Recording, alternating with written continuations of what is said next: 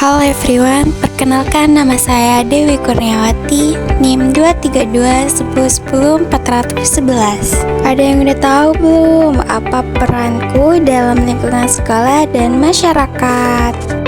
Mengapa sih kita memiliki peran? Kita adalah manusia yang merupakan makhluk sosial. Sebagai makhluk sosial, manusia tidak bisa hidup sendiri atau memenuhi kebutuhannya tanpa dukungan orang lain.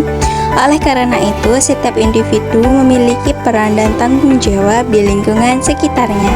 Peran adalah tindakan atau sikap yang kita lakukan sesuai kedudukan kita di suatu tempat. Misalnya, di sekolah kita berperan sebagai siswa, di rumah sebagai anak, dan di masyarakat sebagai warga. Tugas adalah kewajiban atau tanggung jawab yang harus kita laksanakan sesuai peran kita.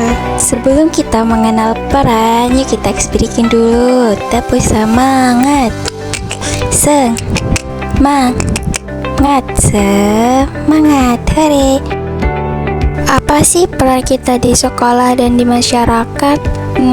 Apa ya? Yuk kita simak penjelasannya. Ada dua peran yang kita pelajari dalam materi ini, yaitu peran kita di lingkungan sekolah dan peran kita di lingkungan masyarakat. Peran kita dalam lingkungan sekolah sebagai siswa, kita berperan aktif untuk menciptakan lingkungan belajar yang positif dengan berinteraksi, bekerja sama, dan saling mendukung antara sesama serta menjalin komunikasi kepada guru. Tugas dan peran kita dalam lingkungan sekolah. Perannya sebagai pelajar, tugasnya rajin belajar, mengerjakan tugas, dekat dengan guru. Sebagai teman, bersikap sopan, menghormati dan membantu teman. Sebagai warga sekolah, menjaga kebersihan kelas, menaati tata tertib sekolah. Tugas dan peran kita dalam lingkungan sekolah. Contoh di sekolah, datang tepat waktu ke sekolah, membuang sampah pada tempatnya, membantu teman yang kesulitan belajar, mengikuti upacara dengan tertib, serta menghormati guru dan kakak kelas. Apakah kalian sudah pernah melakukan tugas dan peran dalam lingkungan sekolah seperti contoh di atas tadi?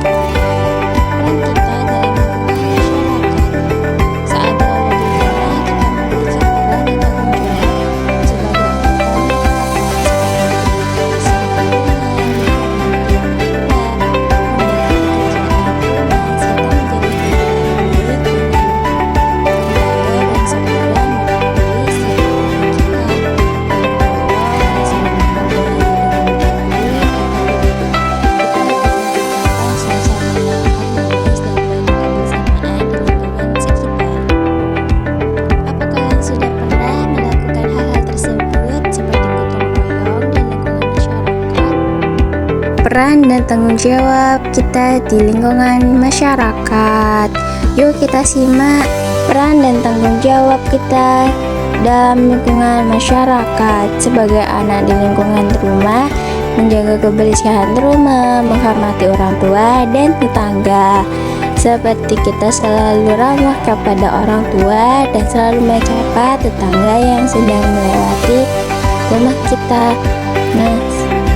Membersihkan rumah seperti nyapu-nyapu, ngepel.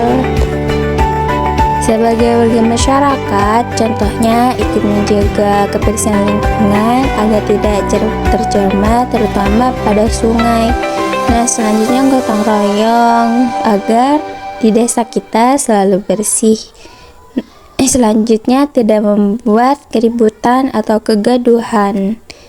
Sebagai peran di masyarakat, seperti menjadi contoh yang baik, sopan santun terhadap orang lebih dewasa, seperti menyapa mereka. Selanjutnya, kita contohkan kepada Rara yang bertanggung jawab. Suatu pagi, Rara datang ke sekolah lebih awal dari biasanya. Ia segera mengambil sapu dan mulai menyapu ruang kelas. Karena hari itu gilirannya piket, teman-temannya pun datang dan ikut membantu. Setelah Rara menyelesaikan piketnya dengan bersih, Rara menata meja dan kursi agar tetap rapi dan lurus. Guru memuji Rara karena melaksanakan tugasnya dengan baik. Sore harinya, Rara ikut kerja bakti membersihkan selokan bersama warga di lingkungannya. Ia membantu ibunya menanam bunga di depan rumah agar lingkungannya terlihat indah. Para tetangga senang melihat Rara yang rajin dan peduli lingkungan. Dari cerita itu, kita belajar bahwa Rara menjalankan perannya dan tugasnya dengan baik, maupun di sekolah dan di masyarakat. Selanjutnya ialah interaksi sosial. Ada yang tahu apa itu interaksi sosial? Yuk, kita simak. Apa sih interaksi sosial itu? Apa kalian tahu apa itu interaksi sosial? Yuk kita pelajari. Interaksi sosial adalah hubungan timbal balik yang melibatkan aksi saling mempengaruhi antara individu dengan individu lainnya, individu dengan kelompok, serta antar kelompok dalam kehidupan bermasyarakat. Interaksi ini dapat terjadi melalui komunikasi, kerjasama, persaingan, maupun konflik, dan menjadi dasar keterbentukannya struktur sosial serta norma-norma yang mengatur kehidupan sesama. Contoh interaksi sosial guru dengan siswa. Guru, anak-anak, siapa yang tahu apa fungsi akar pada tumbuhan? Siswa, fungsinya untuk menyerap air dari tanah, Bu. Guru, bagus sekali, kamu sudah memahami pelajaran hari ini. Contoh yang kedua, guru menegur dengan lembut.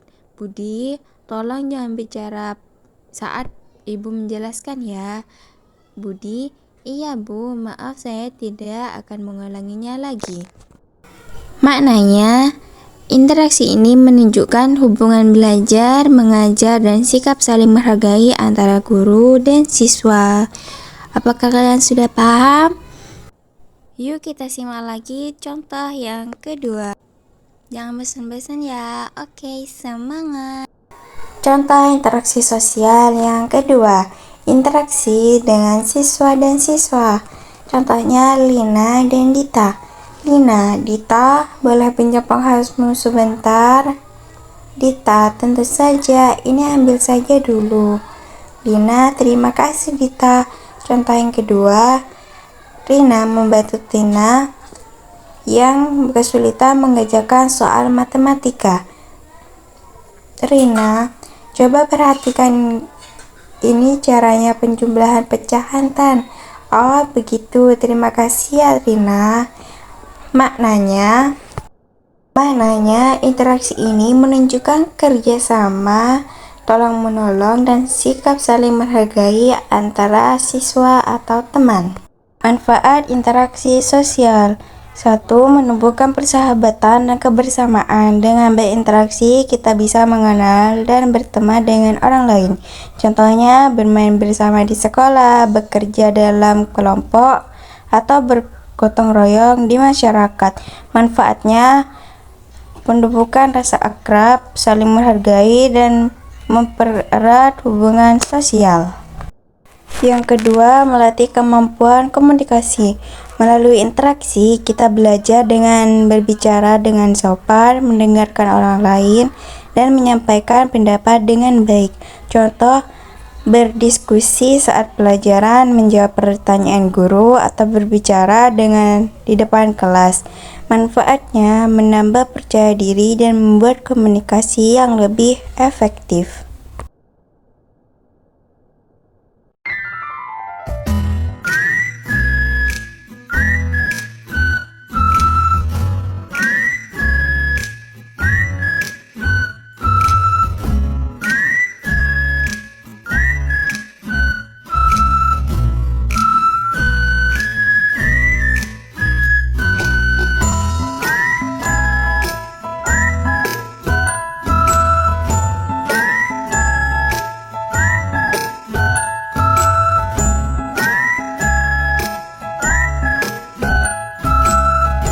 Agar tidak bosan, yuk kita ice breaking dulu. Ikutin ya.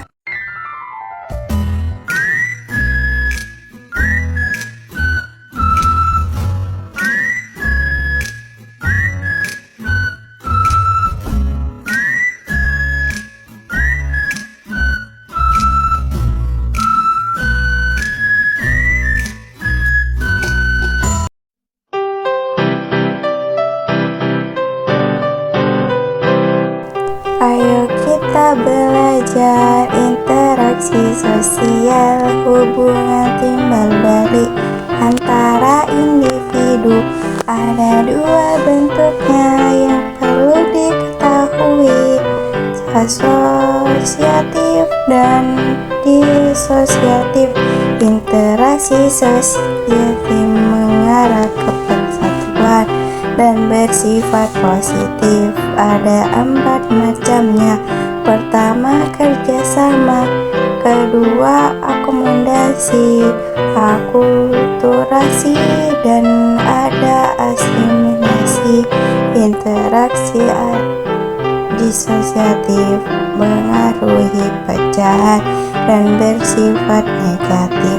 Ada 3 macamnya. Pertama, kompensasi. Kedua, kompetensi, dan juga ada konflik pertentangan.